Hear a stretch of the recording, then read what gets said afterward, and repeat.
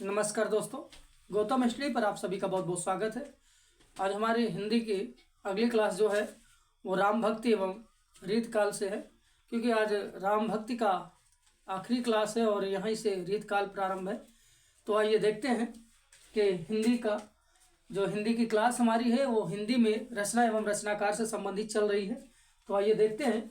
सबसे पहले हम राम काव्य में देखते हैं, जो कि हमने तुलसीदास को पढ़ चुका है बखूबी से डीपली में। तो आइए देखते हैं। आज रामानंद को हमने पहले लिया है।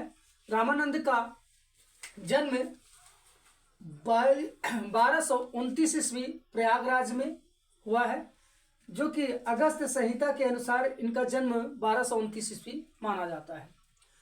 और सर्वमान मत है कि प्रयागराज में रामानंद का जन्म हुआ था। निधन में देखें तो 1470 को 70 ईस्वी फर्रुख का या कहे तो फर्रुख हर के अनुसार हुआ था। और गुरु का नाम इनके राघवानंद था। रचनाएं देखें तो श्री रामार्चन पद्धति, गीता भाष्य, उपनिषद भाष्य, योग चिंतामणि, वेदांत विचार आदि इनकी रचनाएं हैं। दूसरे नंबर पे आते हैं जो वो है विष्णुदास। समय इनका 1350 से 1450 ईस्वी है। रचनाएं देखें तो महाभारत कथा है और स्वर्गारोहण है, जो कि स्वर्गारोहण ग्रंथ के नाम से जानी जाती है। रुक्मिणी मंगल है और स्नेह लीला है। तो ये किसकी है? तो विष्णुदास की रचनाएं हैं। अग्रदास को देखें तो अग्रदास का जो समय है वो अज्ञात है। गुरु इनके जो थे वो कृष्णदास पयाहारी थे। और रचनाएं इनकी देखें तो ध्यान मंजरी और राम भजन मंजरी और रामाष्टयाम है। उसके बाद आते हैं ईश्वरदास। ईश्वरदास का जो समय है वो 1450 से 1550 ईस्वी के मध्य है। और इनकी जो रचनाएं हैं तो वो रचनाएं भरत मिलाप है, अंगद पैज है, सत्यवती कथा है और स्वर्गारोहिणी कथा है। ये एग्जामों में अक्सर पूछे जाते हैं। अगले जो है हमारे वो नाभादास हैं। नाभादास का जो समय है वो 16वीं शताब्दी है। इनके गुरु का नाम अग्रदास था और इनकी एक ही रचनाएं मिलती है जो कि भक्तमाल है। अक्सर एग्जामों में हर एग्जामों में देखा जाता है कि अगर रीति राम काव्य से आता है तो तुलसीदास के बाद जो है नाभादास की ही रचनाएं पूछी जाती, जो कि एक ही है भक्तमाल। उसके बाद आइए रीतकाल को देखते हैं और आज से रीतकाल की शुरुआत करते हैं। तो जो रीतकाल है तो थोड़ा सा इसके परिभाषा को देखते हुए चलते हैं कि हिंदी साहित्य के विकास में तृतीय चरण को रीतकाल के नाम से जाना जाता है। ठीक है, अर्थात रीतकाल का मतलब होता है परंपरावादी रचनाएं। अक्सर इस काल में तो हमें श्रृंगारिक रचनाएं देखने को मिलती हैं।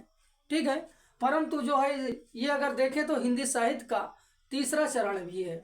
और जो इसका समय है तो वो विक्रम संवत 1700 से 1900 विक्रम संवत तक है। और ये आचार्य रामचंद्र शुक्ल द्वारा दिया गया समय है। और ईस्वी में देखें तो 1643 ईस्वी से 1843 ईस्वी तक है, क्योंकि अगर संवत से हमें ईस्वी बनाना हो तो हमें 57 साल या 57 माइनस कर दें तो ऑटोमेटिक है विक्रम संवत से ईस्वी सन में बदल जाता है। उसके बाद रीतकाल की भेद देखते हैं जिन्हें हमें पढ़ना है। तो सबसे पहला जो है वो है रीतबद्ध। ठीक है, और उसके बाद दूसरा जो है वो रीत सिद्ध है और तीसरा जो है रीत मुक्त है। तो जो हम रीतबद्ध में प्रमुख कवि को पढ़ेंगे उनमें से है केशवदास, चिंतामणि, देव, भूषण और मतिराम। तो ये रीतबद्ध के कवि हुए। और रीत सिद्ध में जिन्हें हमें पढ़ना है वो प्रमुख हैं बिहारी, सेनापति और रसनिधि। उसके बाद रीत मुक्त से जो पढ़ेंगे हम तो उनके जो कवि हैं प्रमुख वो हैं घनानंद, बोधा, आलम, ठाकुर और द्विजदेव। तो इन्हें हम रीतिकाल के अंतर्गत पढ़ेंगे। उसके बाद हम आज से ही शुरुआत कर दिए हैं रीतबद्ध के। ठीक है, जिनमें से हमने शुरू में किसको लिया है? केशवदास को। और ये रीतबद्ध के प्रवर्तक भी माने जाते हैं। तो केशवदास का जन्म जो है 1555 ईस्वी ओरछा बुंदेलखंड में हुआ था। निधन जो है इनका 1617 ईस्वी में। पिता का नाम काशीनाथ था ये निम्बार्क संप्रदाय में दीक्षित थे। तो किस संप्रदाय में दीक्षित थे? निम्बार्क संप्रदाय में। इनका उपनाम देखें तो संस्कृत का क्लासिकल पंडित भी कहा जाता है, कठिन काव्य का प्रेत भी कहा जाता है। एग्जामों में अक्सर तक पूछा जाता है कि कठिन काव्य का प्रेत किसे कहा जाता है, तो वो केशव दास को कठिन काव्य का प्रेत कहा जाता है। एक और क्वेश्चन मन के आता है कि हिंदी के प्रथम अलंकारवादी आचार्य केशव दास ही हैं। तो हिंदी के प्रथम अलंकारवादी आचार्य कौन है? तो वो केशव दास हैं। रीत काल के प्रवर्तक भी इन्हें माना जाता है।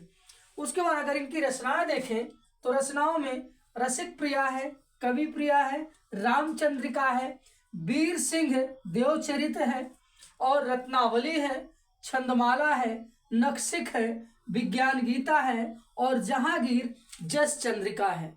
तो ये केशव दास की रचनाएं हुई। आज की क्लास हिंदी की हमारी यहीं तक। गौतम स्टडी का यह वीडियो देखने के लिए आप सभी को बहुत बहुत धन्यवाद।